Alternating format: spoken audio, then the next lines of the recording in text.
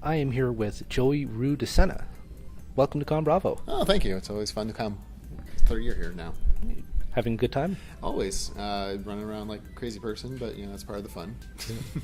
Various panels and such? Yes. I think we did like 3 panels last night, 2 already today, and a couple more to go.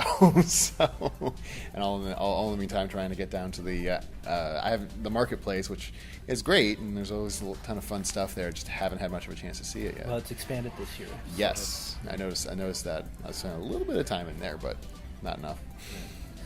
Well, legends have it that Clan of the Grey Wolf, the origins stem from a D&D game.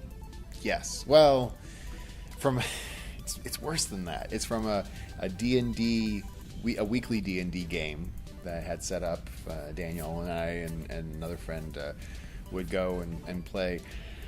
And then one week, we show up and some other people just couldn't do it, and so we wound up just kind of, shooting the poop, as you do, talking around. And I had more recently become a fan of, like That Guy with Glasses and Spoonie and stuff like that. And it was like, started to follow them, and like, we sit around and talk about geeky crap all the time. I think we just finished the week before a 2-hour conversation about the Star Wars prequels just between ourselves, and say, hey, well, we can talk about this, and then we just kind of flesh out, like, well, what would it take to start a website?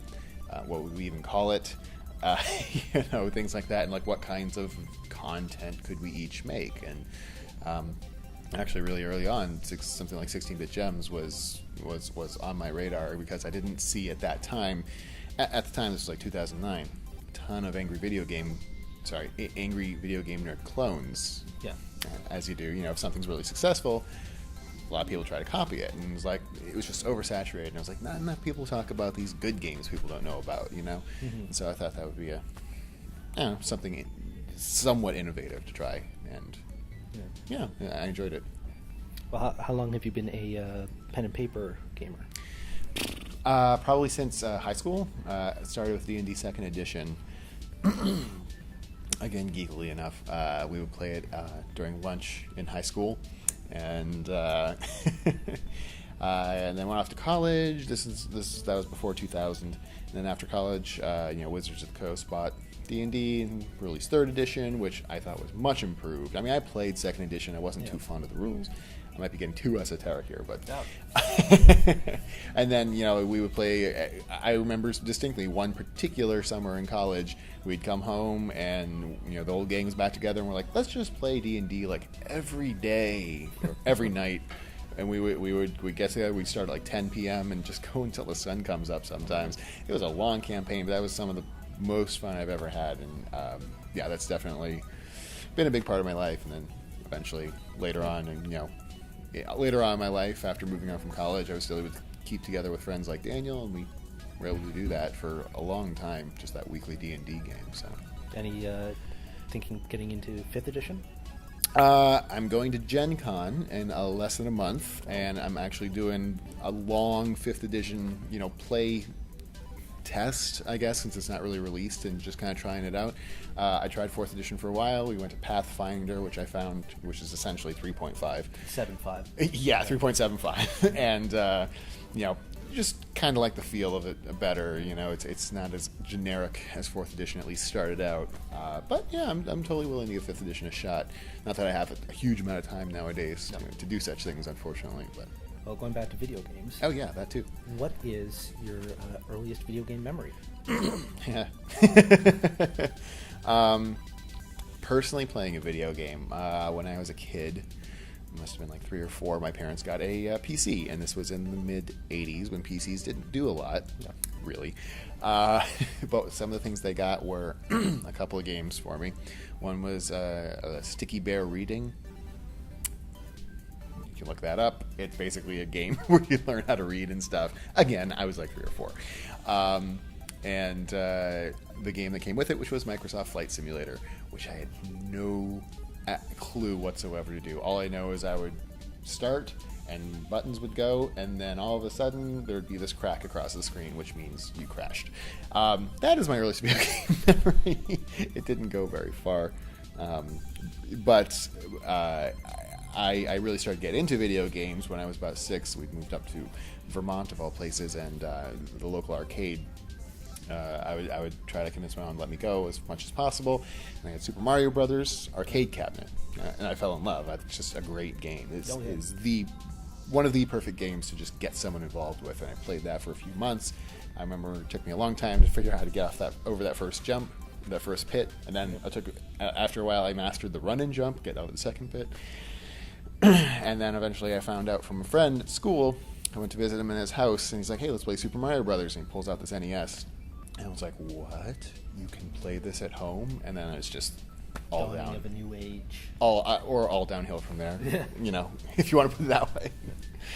So, Earthbound is a big thing for you. One of your favorite games. It is, yeah. Yeah, and I was rewatching your retrospective recently. I'm so sorry. No, it was very informative. But I was wondering, I've got a bit written here, so Cool. excuse me if I actually look at the notes. No problem. So in the retrospective, you discussed how Nintendo refuses to officially port various Japanese games to North America. Mm-hmm.